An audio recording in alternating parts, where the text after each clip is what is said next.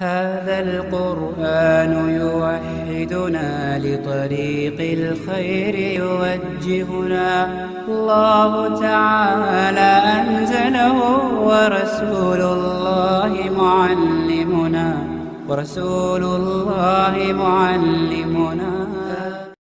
نحمده ونصلي ونسلم على رسوله الكريم وعلى آله وأصحابه أجمعين أما بعد فأعوذ بالله من الشيطان الرجيم بسم الله الرحمن الرحيم لن تنالوا البر حتى تنفقوا مما تحبون وما تنفقوا من شيء فإن الله به عليم۔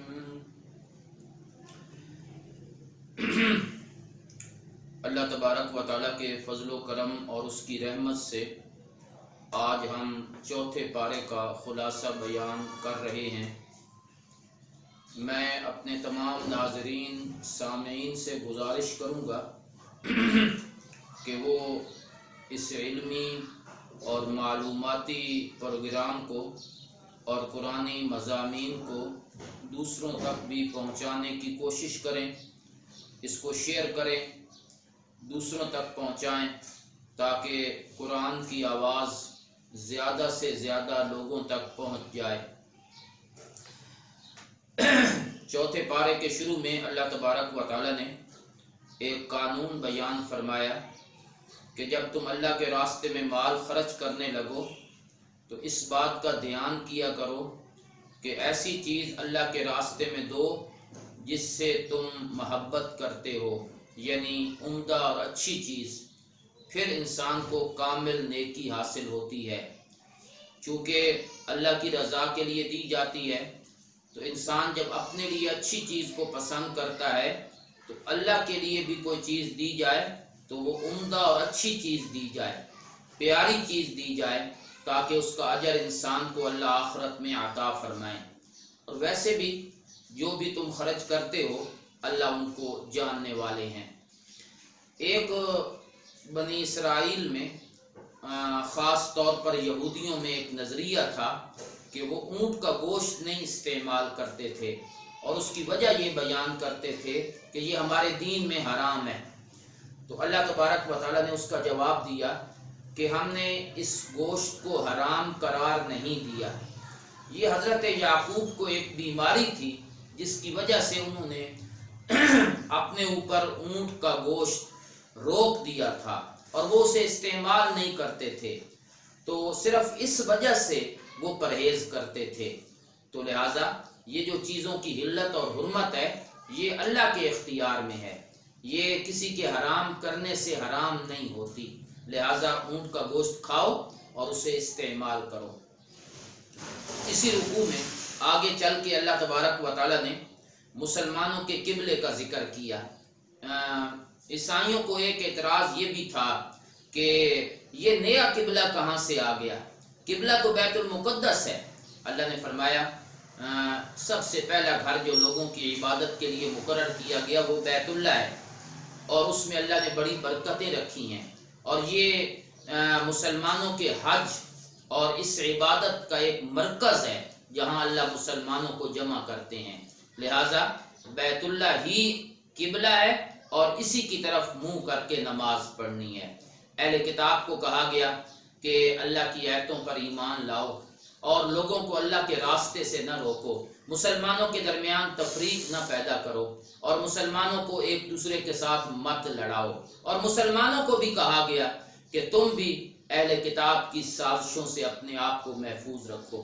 دوسرے رکوع میں اللہ تبارک و تعالیٰ نے اس کی ابتدا میں اس بات کا ذکر کیا کہ اللہ کا خوف دل میں پیدا کرو اور مرتے دم تک دین اسلام پر قائم رہو، اللہ کی رسی کو مضبوطی سے تھام لو۔ اس رسی سے مراد قرآن ہے، اللہ کا دین ہے۔ ایک وقت وہ بھی تھا جب تم ایک دوسرے کے دشمن تھے، خون بہایا کرتے تھے، اللہ نے اسلام کی توفیق دے کر تمہارے دلوں میں محبت پیدا فرما دی۔ یہ محبت برقرار رہنی چاہیے اور مسلمان آپس میں یک جسم یک جسد ہو کر دشمن کا مقابلہ کریں۔ مسلمانوں کا فریضہ ہے کہ کہ وہ لوگوں کو نیکی کی طرف بلائیں اور اچھی کاموں کا حکم دیں اور برے کاموں سے روکیں۔ یہ نہی عن المنکر اور امر بالمعروف یہ مسلمانوں کے بنیادی فرائض میں شامل ہے۔ جب تک مسلمان یہ کام کرتے رہیں گے اللہ ان کو کامیابی عطا فرمائیں گے۔ آخرت کے عذاب سے ڈرایا گیا، کئی چہرے سیاہ ہوں گے، کئی چہرے سفید ہوں گے۔ سفید چہرے والے وہ ہیں جو اللہ کی رحمتوں میں ہوں گے اور وہ اس میں ہمیشہ رہیں گے۔ پھر رکوع نمبر 3 میں بھی اللہ تبارک و تعالیٰ نے اسی سلسلے کو آگے بڑھایا کہ یہ امت کائنات کے سب سے بہترین امت ہے، اس سے اچھی امت دنیا میں اور کوئی بھی نہیں آئی، اور اس کا کام یہ ہے کہ یہ لوگوں کو اچھے کاموں کا حکم دے اور برے کاموں سے روکے اور اللہ کی ذات پر ایمان لائے۔ یہی اس کی اچھائی کی وجہ ہے۔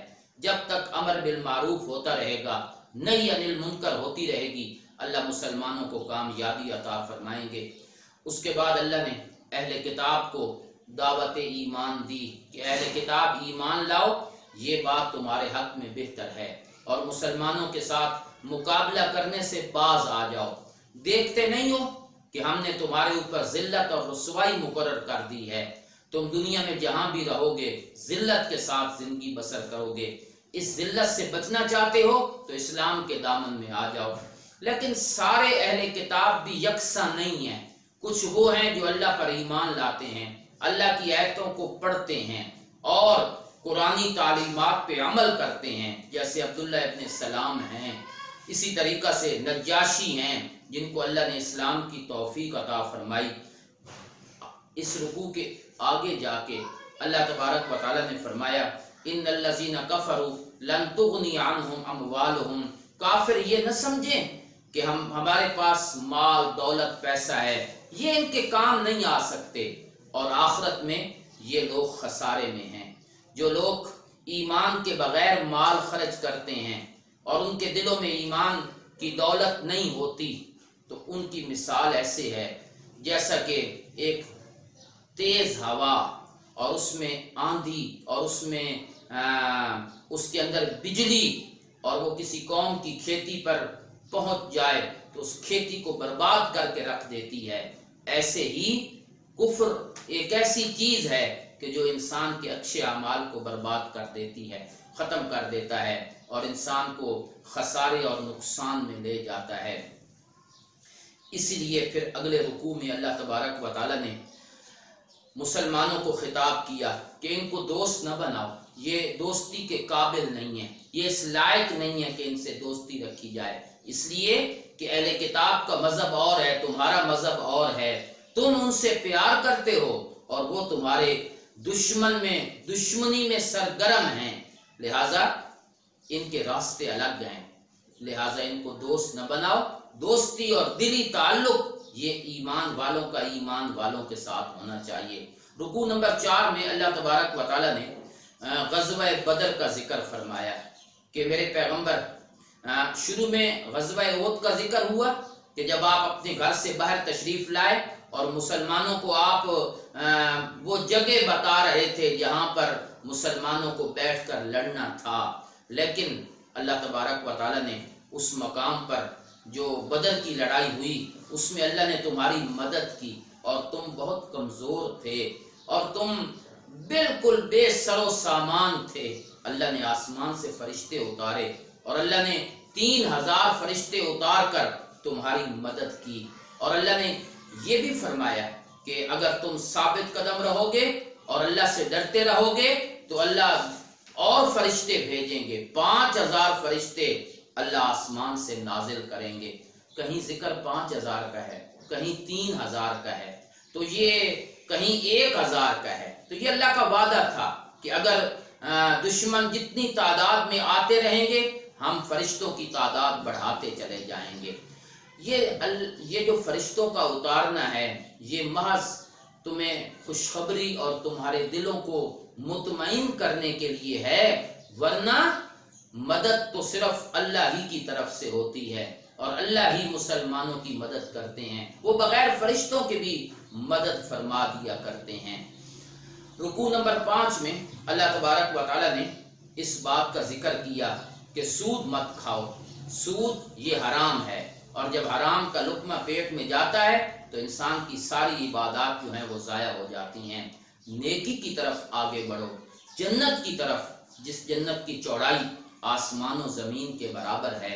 پھر ان لوگوں کی تعریف کی گئی جو اللہ کے راستے میں مال خرچ کرتے ہیں اور تنگدستی میں اور خوشحالی میں اللہ کے راستے میں مال خرچ کرتے ہیں، غصے کو پی جانے والے ہیں، لوگوں کو معاف کرنے والے ہیں۔ ایسے لوگوں کے ساتھ اللہ محبت کرنے والے ہیں۔ پھر ان کی ایک اور صفت ذکر ہوئی کہ اگر وہ گناہ کا کام کر لیں تو فوراً توبہ کرتے ہیں، اور جب توبہ کرتے ہیں تو اللہ ان کے گناہوں کو معاف فرما کے انہیں جنت میں داخل کرتے ہیں۔ آگے مسلمانوں کو کہا گیا کہ غزوہ احد میں جو عارضی طور پہ شکست ہوئی ہے، اس میں غم نہیں کرنا، کمزور نہیں پڑنا۔ اگر ایمان تمہارے دلوں میں مضبوط ہوا تو اللہ تمہیں ہی غلبہ عطا فرمائیں گے۔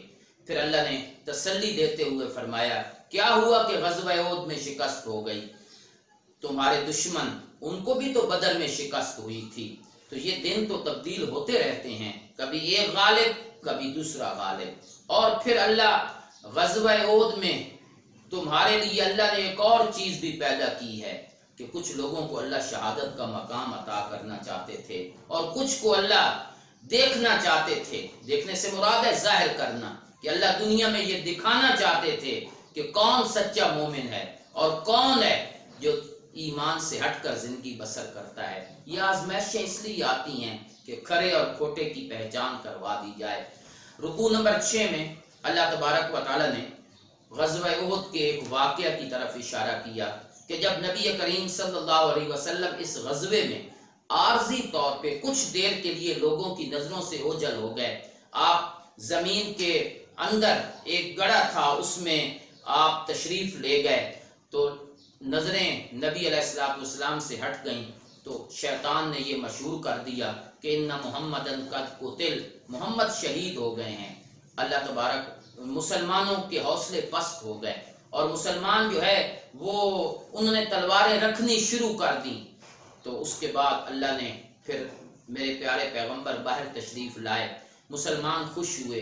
اللہ نے قرآن کی آیتیں اتاری کہ محمد تو ایک رسول ہی ہیں، موت تو ہر انسان پہ آتی ہے، تو کیا تم نبی کی وفات کی خبر سن کر اپنے مشن سے ہٹ جاؤ گے، اپنے دین کو چھوڑ دو گے؟ ایسا بالکل نہیں ہے۔ موت سے پاک ذات صرف اللہ تبارک و تعالیٰ کی ہے، اور موت تو آنی ہے، اللہ نے اس کا ایک وقت مقرر کیا ہے۔ دیکھو کتنے دنیا میں نبی ایسے گزرے کہ قوم نے ان کے ساتھ مل کر جہاد کیا، ان کو تکلیفیں بھی آئیں، پریشانیاں بھی آئیں، لیکن وہ دین سے باز نہ آئے۔ اللہ نے ان کو دنیا آخرت میں کامیابی سے مالا مال کر دیا۔ رکوع نمبر 7 میں اللہ تبارک و تعالیٰ نے مسلمانوں کو خطاب کرتے ہوئے فرمایا کہ خبردار کافروں کی اطاعت نہیں کرنی، کافروں کے نقش قدم پہ نہیں چلنا۔ اگر ان کے نقش قدم پر چلو گے تو وہ تمہیں تمہارے دین سے ہٹا دیں گے۔ ان سے ڈرنا نہیں ہے، ہم تمہارا رعب ان کے دلوں میں ڈال دیں گے، اور یہ کافر دنیا میں مرعوب ہو کر اور مغلوب ہو کر زندگی بسر کریں گے۔ پھر غزوہ احد کی مزید تفصیلات کو قرآن نے ذکر کیا کہ عارضی طور پہ شکست ہوئی ہے، لیکن تم یہ نہیں دیکھتے کہ ابتدا میں تو اللہ نے اپنا وعدہ پورا کر دیا تھا، جب تم انہیں کاٹ رہے تھے تم غالب آ گئے تھے۔ پھر اس کے بعد ایک معاملے میں اختلاف ہوا کہ وہ جن 40 بندوں کو میرے نبی نے درے پہ کھڑا کیا وہ درہ چھوڑ کے آ گئے، اور انہوں نے سمجھا کہ اب فتح ہو گئی ہے، اس کی وجہ سے جیتی ہوئی جنگ شکست میں بدل گئی۔ تو یہ تمہاری اپنی اس غلطی کا نتیجہ ہے جو تم سے ہو گئی، ورنہ اللہ نے تو تمہیں کامیابی عطا فرما دی تھی۔ مشکل حالات تھے، پیغمبر تمہیں پیچھے سے بلا رہے تھے اور تم آگے آگے دوڑے جا رہے تھے۔ وہ منظر نہیں دیکھتے کہ تم نے نبی کو تمہاری وجہ سے پیغمبر کو کتنی پریشانی آئی اور کتنی غم نبی کو پہنچا، لیکن اس کے باوجود کہ مسلمانوں سے ایک غلطی ہو گئی، اللہ فرماتے ہیں کہ ہم نے اس غلطی کو معاف کر دیا، ہم نے درگزر کر دیا، اور ہم نے اس غلطی پر پانی پھیر دیا۔ صحابہ اگر ان سے اجتہادی غلطی بھی ہو جائے تو اللہ اس غلطی کو معاف فرما دیا کرتے ہیں۔ رکوع نمبر 8 میں اللہ تبارک و تعالیٰ نے منافقین کی ایک حالت کا ذکر کیا کہ یہ منافق مدینے میں رہنے والے یہ اتنے بزدل ہیں کہ جب لڑائی کا موقع آتا ہے تو خود بھی شرکت نہیں کرتے اور لوگوں کو بھی کہتے ہیں کہ جہاد میں نہ جاؤ، موت آ جائے گی، مر جاؤ گے۔ اللہ فرماتے ہیں کہ اگر موت آ بھی جائے تو شہادت سے بڑھ کر اور کون سی موت ہو سکتی ہے۔ اس میں اللہ نے بڑی عظمتیں رکھی ہیں۔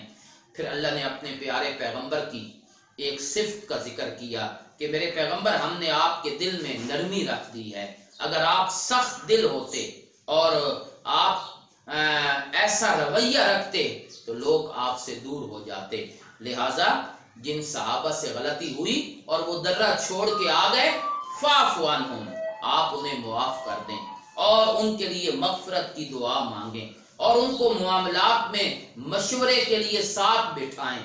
اللہ صحابہ کی حالت کو بیان کرتے ہیں کہ میرے نبی یہ تیرے یار ہیں، یہ تیرے دوست ہیں، انسانوں سے غلطیاں ہو جاتی ہیں، معصوم صرف نبی ہوتے ہیں، لیکن صحابہ کی غلطی اللہ اس کو بھی نیکی میں تبدیل فرما دیتے ہیں۔ پھر آگے اللہ نے ایک چیز کا ذکر کیا کہ مدد میرے ہاتھ میں ہے، اگر میں مدد کروں تو کوئی غالب نہیں آ سکتا، اور جس کو اللہ اپنی مدد اللہ اس سے ہٹا لے تو دنیا کی کوئی طاقت اس کو کامیابی عطا نہیں کر سکتی۔ اللہ نے اس احسان کا ذکر کیا کہ میں نے ایمان والوں پر ایک بہت بڑا احسان کیا ہے کہ میں نے ایسا نبی بھیجا ہے جو ان پر قرآن کی آیتیں پڑھ کے سناتا ہے، تزکیہ کرتا ہے، کتاب کی تعلیم دیتا ہے، حکمت کی باتیں بتلاتا ہے۔ یہ تھوڑا احسان ہے میرا؟ تم تو بالکل بے خبر تھے اور تم تو گمراہی میں تھے، میرے نبی نے تمہیں ہدایت کا راستہ بتلایا۔ پھر اللہ نے مزید تسلی دی، چونکہ احد میں مسلمانوں کو بڑا غم پہنچا تو اللہ فرماتے ہیں کیا ہوا؟ بدر یاد نہیں ہے کہ تم نے کتنی ہمت کے ساتھ کافروں پہ غلبہ تمہیں عطا کیا گیا، تو اس کو یاد کر لو نا، اور احد کے شکست سے ایک سبق سیکھ لو کہ آئندہ پیغمبر کی نافرمانی نہیں کرنی، پیغمبر کے حکم سے اعراض نہیں کرنا۔ پھر آگے اللہ نے شہداء کی حیات کا ذکر کیا کہ جو لوگ فوت ہو گئے ہیں ان کو مردہ نہ کہو، وہ اللہ کے ہاں زندہ ہیں، اللہ انہیں رزق بھی عطا کرتے ہیں۔ تو یہ برزخ کی زندگی ہے، یہ آخرت کی زندگی ہے جو اللہ شہداء کو عطا فرماتے ہیں۔ اس سے اگلے رکوع میں اللہ تبارک و تعالیٰ نے ان لوگوں کی تعریف کی جو احد کے میدان میں میرے نبی کے ساتھ تھے، اور میرے نبی نے ان کو جب میدان میں بلایا تو انہوں نے نبی کی بات پر لبیک کہتے ہوئے اللہ کے راستے میں نکل کھڑے ہوئے، اور دشمن کے مقابلے میں صف آرا ہو کر انہوں نے دشمن کا مقابلہ کیا۔ اللہ فرماتے ہیں یہ وہ لوگ ہیں جن کو ہم دنیا آخرت میں کامیابی سے نوازتے ہیں۔ کافر اگر یہ کفر میں آگے بڑھتے ہیں تو میرے پیغمبر آپ کو غم کرنے کی ضرورت نہیں ہے، یہ اللہ کا کچھ نہیں بگاڑ سکتے، اللہ کو نقصان نہیں دے سکتے۔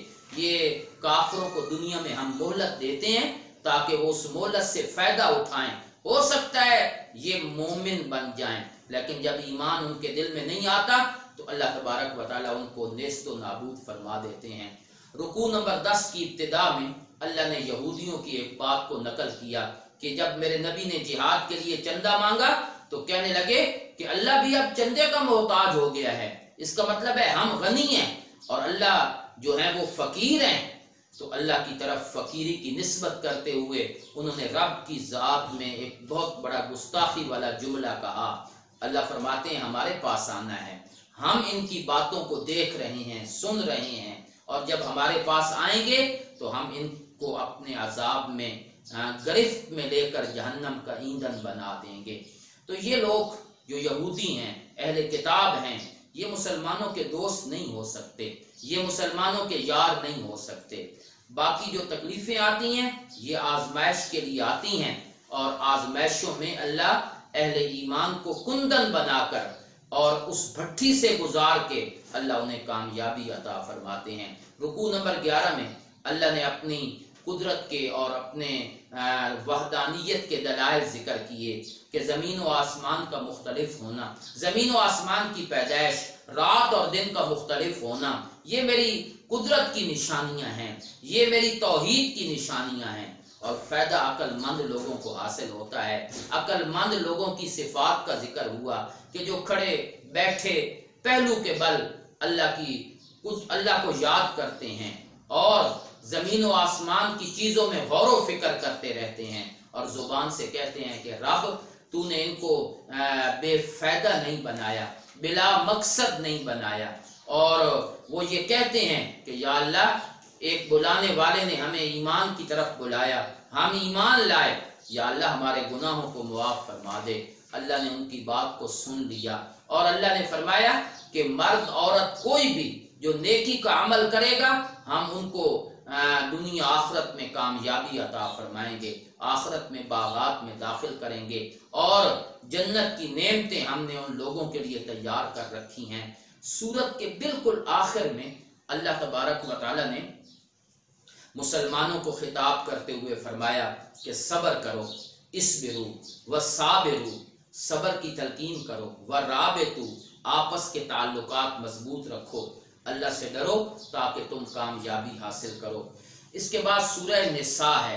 اس سورت کا نام سورہ نساء ہے، عورتوں والی سورت۔ اس کا نام اس لیے رکھا گیا کہ اس میں اللہ نے عورتوں کے حقوق بیان فرمائے ہیں۔ ابتدا ہوئی یا ایھا الناس اتقوا ربکم، اپنے رب سے ڈرو جس نے تم کو ایک جان سے پیدا کیا، آدم، اور وہیں سے اللہ نے اس کی بیوی بنائی، اسی کی جنس میں سے پھر اللہ نے دنیا میں انسانوں کو پھیلا دیا۔ اس رب سے ڈرو جس کا نام لے کر تم سوال کرتے ہو، اور خاص طور پر رشتہ داریوں کو ختم نہ کیا کرو، رشتہ داریوں کا خیال کیا کرو اور رشتہ داری کو ملا کے رکھا کرو، کاٹنا نہیں ہے، ملا کے رکھنا ہے۔ سورہ نساء میں اللہ تبارک و تعالی نے کئی احکام بیان فرمائے ہیں۔ مثلا پہلا حکم، یتیموں کو ان کا مال دے دیا کرو۔ یتیم کے جو متولی ہیں ان کو چاہیے کہ وہ ان کو مال دے دیں، جب وہ بڑے ہوں تو وہ مال ان کے حوالے کر دو، اور ایسا نہ کرو کہ ان کا اچھا مال لے کر اپنا گھٹیا مال ان کو دے دو، یہ بھی مت کرو، اور ان کے مال کو اپنے مال کے ساتھ ملا کے کھاؤ نہیں۔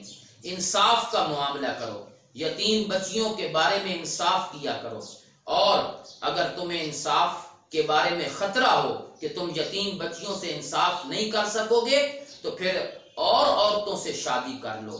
یتیم بچیوں سے اگر شادی کرنی ہے تو انصاف کے ساتھ معاملہ کرنا ہے، اور اگر تم انصاف نہیں کر سکتے تو 1 2 3 4 عورتوں کے ساتھ نکاح کرنے کی اجازت ہے، لیکن ان کو بھی مہر ضرور دینا ہے، مہر کے بغیر نکاح نہیں ہونا۔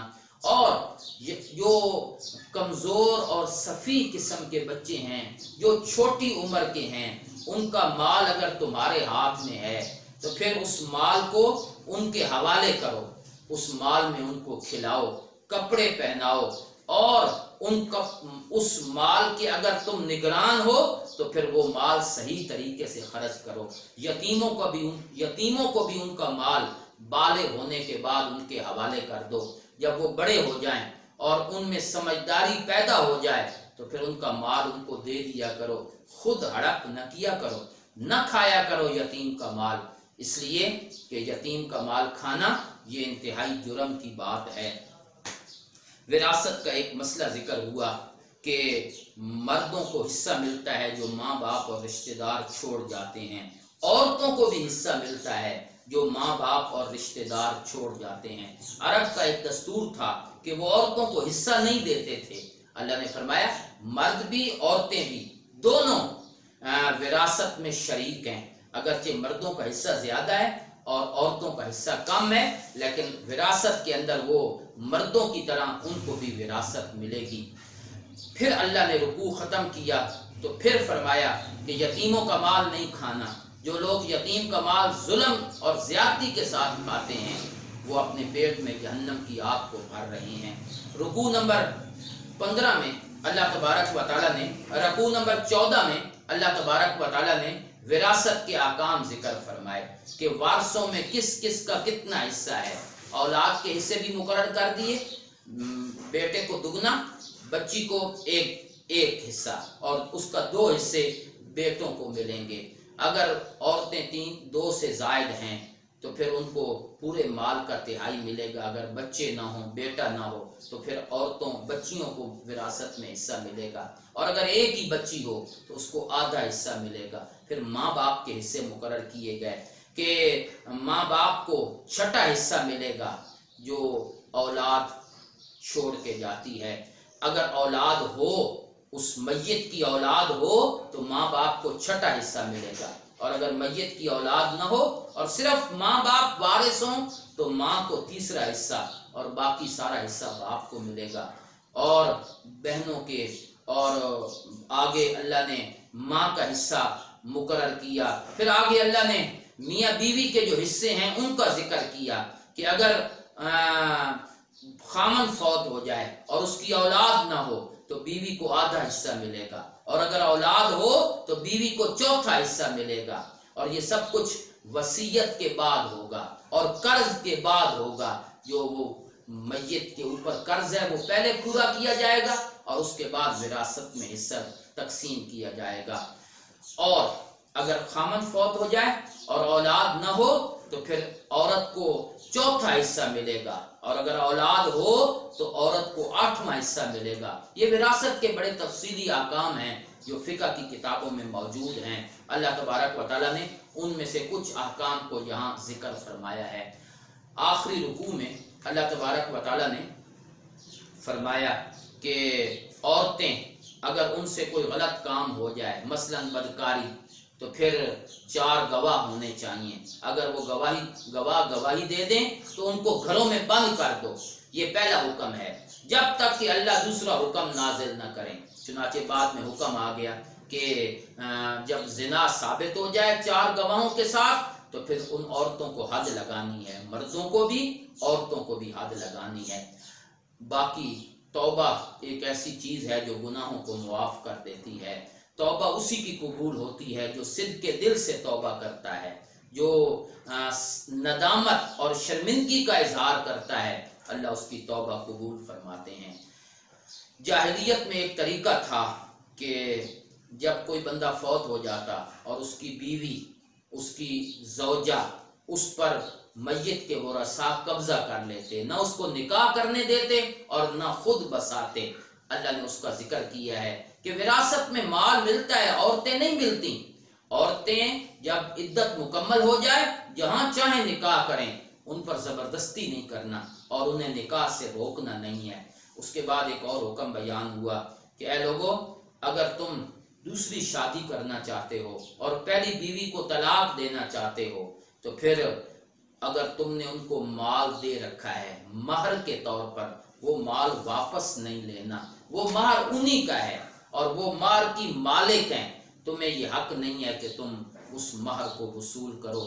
بالکل آخری رکوع کا جو تھوڑا سا حصہ ہے اس میں اللہ تبارک و تعالیٰ نے ان رشتوں کو جو انسان کے لیے جن سے نکاح کرنا حرام ہے، اللہ نے وہ رشتے ذکر کیے۔ کن کن عورتوں سے نکاح حرام ہے؟